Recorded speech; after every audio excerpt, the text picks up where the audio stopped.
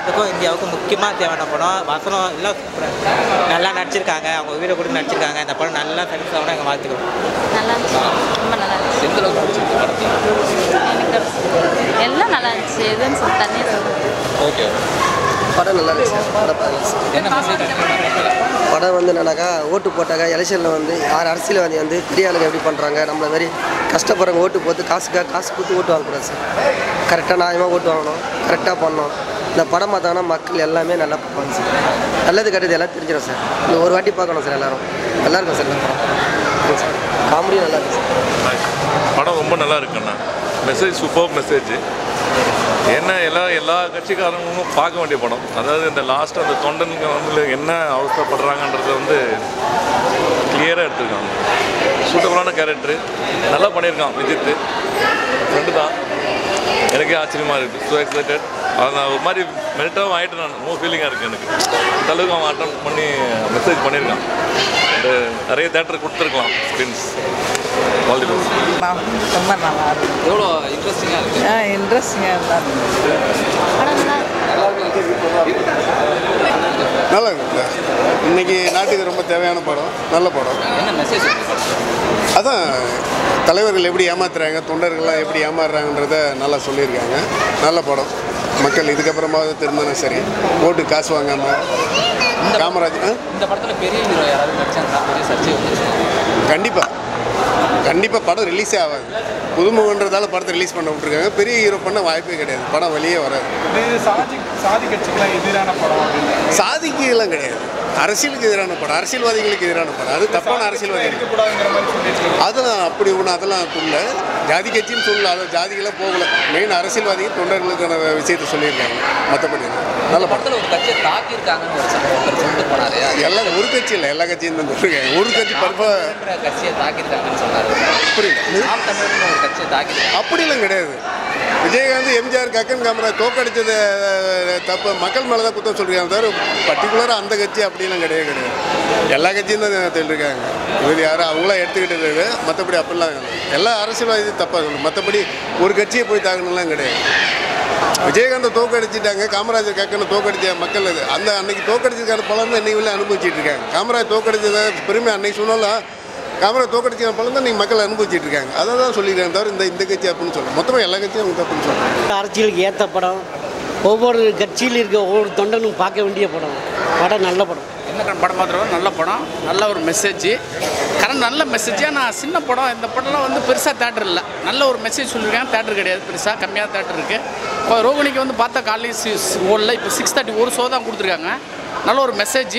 மக்கள் நல்லா பார்க்கணும். நல்லா புது டீம் தான் நல்லா பண்ணியிருக்காங்க. அந்த வில்லன்லாம் நல்லா நடிச்சிருக்காங்க. லைவாக இருக்குது, எல்லோரும் பார்க்கலாம்.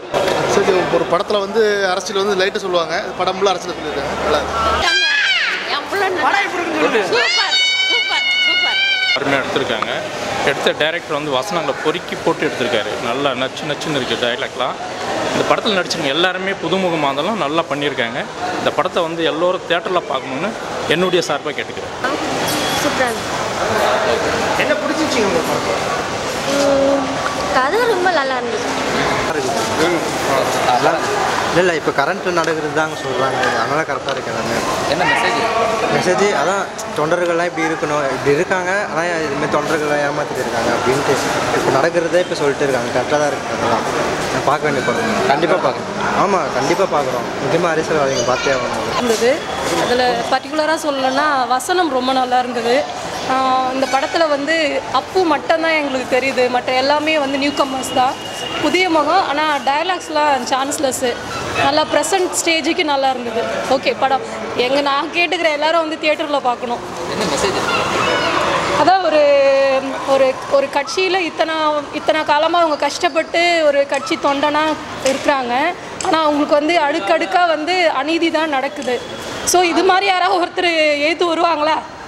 இது வந்து உங்களுக்கே புரியும்னா சொல்ல வரேன்னுட்டு. வணக்கம், எல்லா நேயர்களுக்கும் வணக்கம். இப்போது கட்சிக்காரன் படம் வெற்றிகரமாக போயிட்டுருக்கு. இப்போ ரோகிணி தேட்டரில் பார்த்துட்டு இருக்கோம்.